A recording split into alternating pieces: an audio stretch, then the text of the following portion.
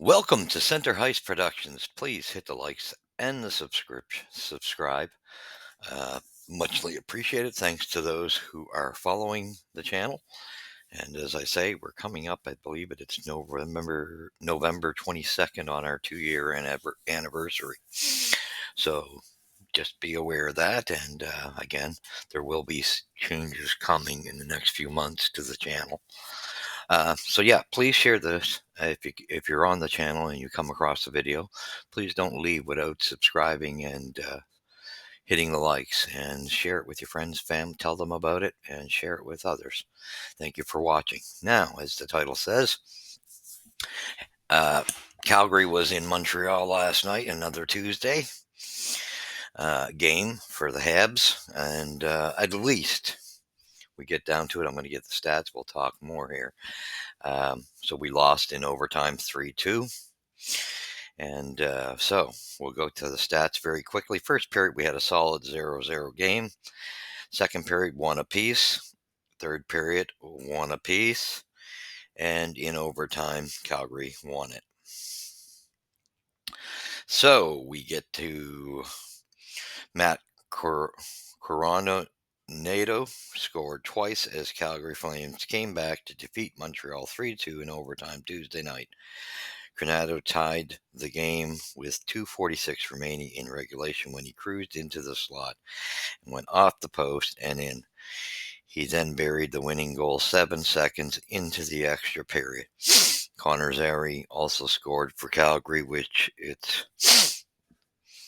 won its second game in 7 outings. Dustin Wolf stopped 21 shots. 3 stars. Coronado was definitely the first star, 2 goals, +2. Second star was Blake Coleman with an assist, +1.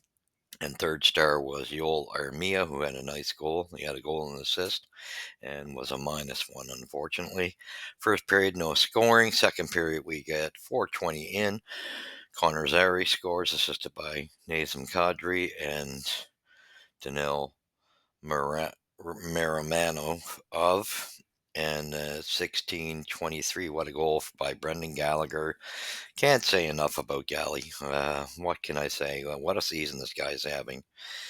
And assisted by Yoel Armia and Kapanen on the power play. So the second unit power play, trying different players.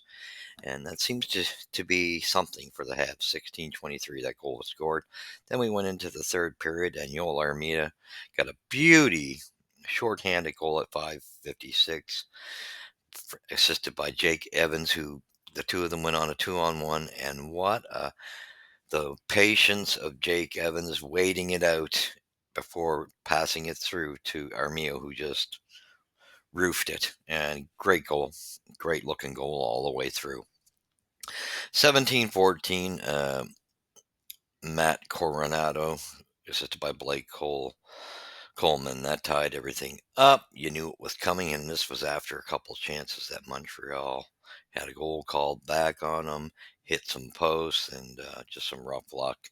7 seconds into overtime, Coronado, unassisted, gets the goal, the winning goal. Didn't take long. Suzuki dropped a stick in that, I believe. Yeah, so 36 shots to 23. Once again, that's the department where we've got to improve that stat. 29 hits to 25 for Calgary. Faceoffs 39 to 29 for the Habs. We did well in that department. Calgary only had 1 power play, 0 for 1. Habs had 1 for 3, so they still have that going. Penalty minutes 6-2 for Calgary. Giveaways. This number and it's continual. The amount of giveaways in every game, it's killing us. I mean, they played a better game tonight, but that number has drastically come down. That's 7 giveaways per period. So 21-11. Takeaways 7-6 for Calgary. Block shots 22-13 for the Habs. And we won't even bother going into the penalty minutes. I don't really bother going into that. Anyway, storyline of this, and there was several chances for Slavkovsky where he rang it off the post. He had some really good opportunities. Um, Only thing is the rest of his game, and I love Slav, but he's got to keep those feet moving, and he's got to get a little more intense, and use that body. It will come when he's aggressive and wins battles on the boards and drives the net. I think that's when Slav will start becoming more effective again, and he's not the only one. But that's got to improve, and the hits got I know he leads in hits, but still can do more physically. I know he can. Kirby Doc had a much better game, performed very well, played hard. Uh, I don't know what's going on with Nick. Nick, he's got the points, but Nick is not bringing everything, and I'm not sure what it is. Love Nick, but there's parts of his game that's just not there. Cole Caulfield, this was a game that I found he wasn't as, um, how do I put that? I found him less effective tonight, less into it. Um, didn't work as hard as he what has been. That's where I would put that. So that first line still got some major issues, no matter who you juggle into it. And I think a lot of it is Nick's got to drive that line, and it's not happening. So we've got problems all the way through with our team and lack of confidence. There's no doubt about that. Second line had some good signs there with Evans. Excuse me, New Hook and Armia. It had some good looks. I still don't know what the hell New Hook's doing on the second line. He should be on a third or fourth line. Sorry, again performed slightly. He had an opportunity that was just open net and blew it, missed it, and that's the way he's been playing. I'm sorry. He's not doing it for me this year. I'm not impressed with his game at all. Third line, Dvorak had a strong game. I got to say, good turnaround game for Dvorak. Brendan Gallagher, what more can you say? What Gally brings to the game is, again, I'm so impressed with Gally and Evans. Although Evans made a couple mistakes that were one of them was definitely costly, and he caused a goal. That's usually not like Evans, but it's going to happen. Other guys do it a lot, and Anderson, yeah, it is what it is. Um, then you had the fourth line, and what could you say with Heineman and Kapanen? And I'm trying to think who else was on that line. I get them kind of mixed up with those two last lines last night. And yeah, so they just Heineman had a great strong game, lots of hitting. He actually took out Mantha. So I like Heineman's game. Kapanen, he's got some things to be desired of. Kirby Doc actually, I think, was on this. No, that wasn't Kirby Doc. That was actually it was Slav. Sorry, on the second line, Slav. Um, Slav New Hook. Yeah, I'm trying to think who was there. And Evans, yeah. So yeah, that was that line. Then it was Armia on the fourth, I believe, with Kapanen and Heineman. And it wasn't a bad line. Kapanen had some okay looks here and there, but to me, that line was more. Heineman's playing well out of the kids. Defensively, I don't even know what's going on here. This is getting a little ridiculous. I don't like the way Montreal's using Jack-Eye. He's not getting enough touches. Um, if they're going to play him 6 or 7 minutes a game, they might as well send him to Laval. Sorry to say that, but I feel bad. He's playing better. I just don't understand. And one thing I'm going to say, and I'm going to say this, and I'm going to cause some controversy. But anyway, so um, there was mistakes. Struble made several mistakes last night. That wasn't like him, but he did. So a lot of questions there. Um, he can play, there's no doubt, but he made several mistakes, no doubt about it. Matheson played an all right game. Savard played an all right game. Hudson played all right.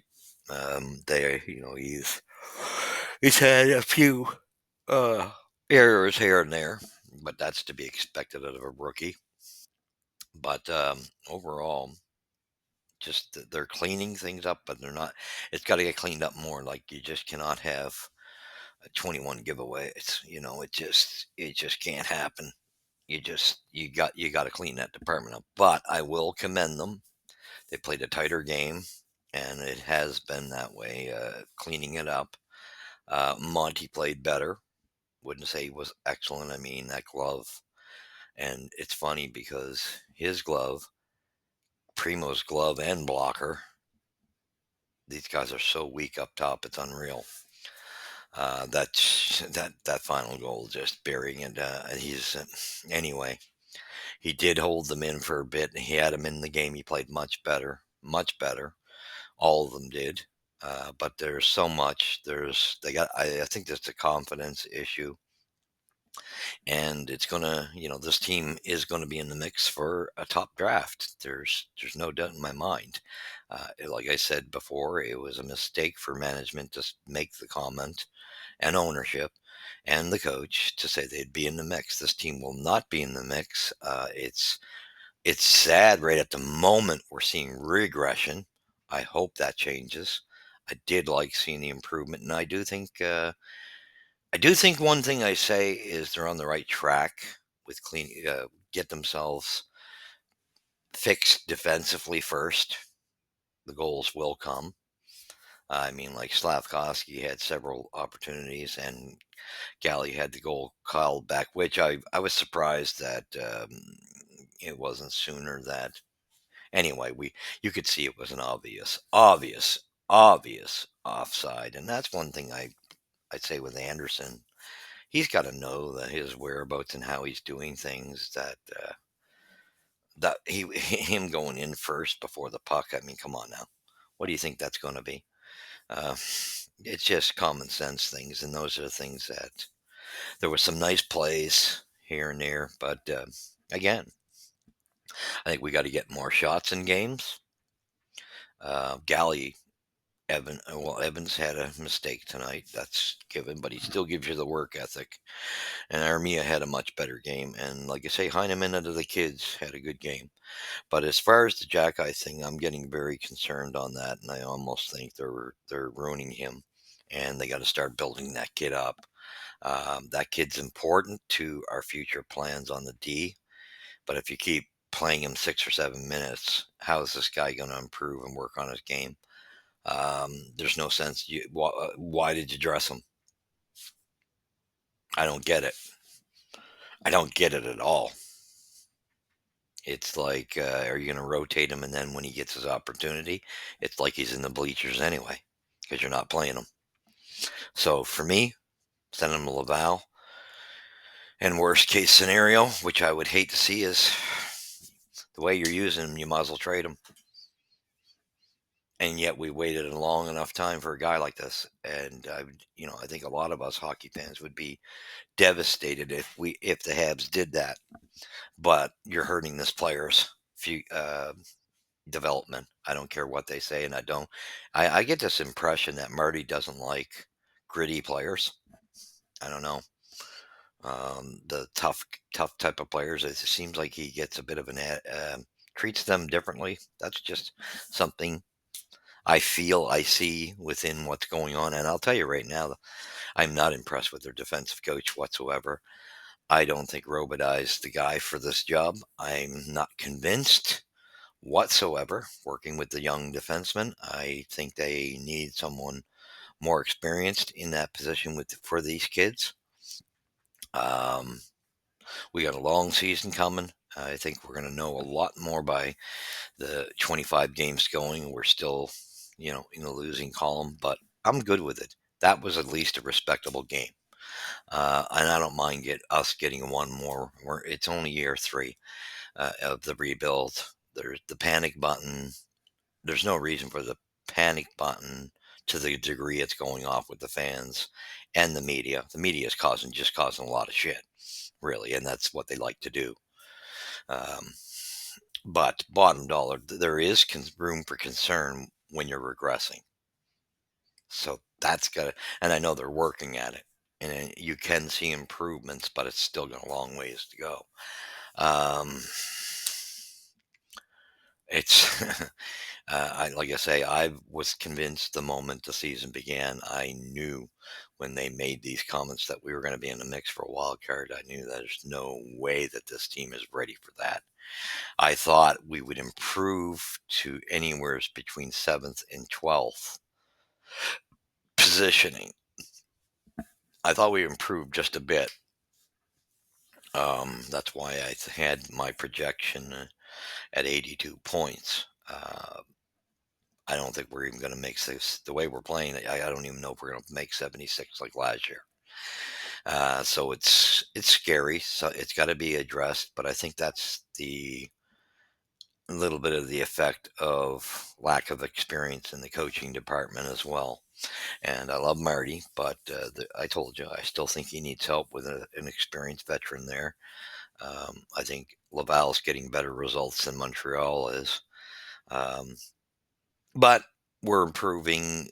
We're at least if we can lose respectable like this, I can live with that.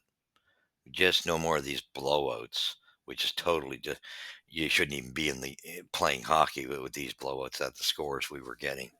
So if we can have games that it's 3-2 and just one goal games all year, I could live with that.